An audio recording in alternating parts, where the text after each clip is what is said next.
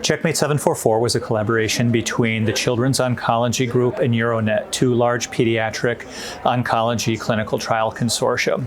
CheckMate 744 was designed to test the hypothesis that there's a subset of pediatric patients with relapsed Hodgkin lymphoma who do not need an autologous transplant for cure. Autologous transplant for cure has been the standard of care for 20 to 30 years now, but a growing body of literature have shown that that's probably not necessary for a subset of patients.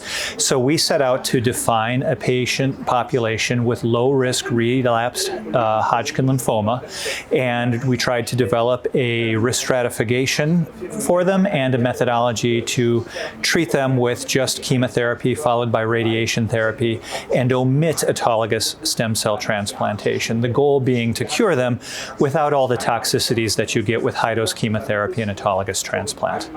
We generated a subgroup of patients with low-risk relapse. We treated them with brentuximab vedotin and nivolumab, and those who did not get into a complete metabolic response with those two agents, we added bendamustine and brentuximab to them.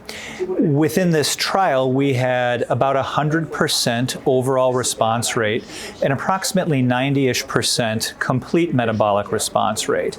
Those patients then received consolidation therapy with involved site radiation therapy, and then we looked at outcomes.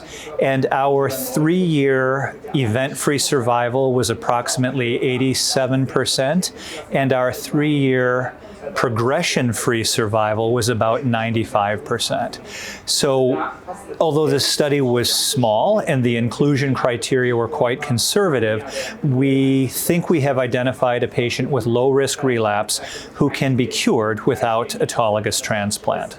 This was a small study. There was only about 30 patients in it, and we really need to validate it with a larger patient population. So the next steps would be to do a randomized clinical trial involving patients with relapsed Hodgkin lymphoma that are both pediatric, adolescent, young adult, and adult patients, and randomize them to either receive autologous transplant, which is kind of the current standard of care, versus consolidative radiation therapy or some other consolidation kind of therapy, such as maintenance therapy with a checkpoint inhibitor.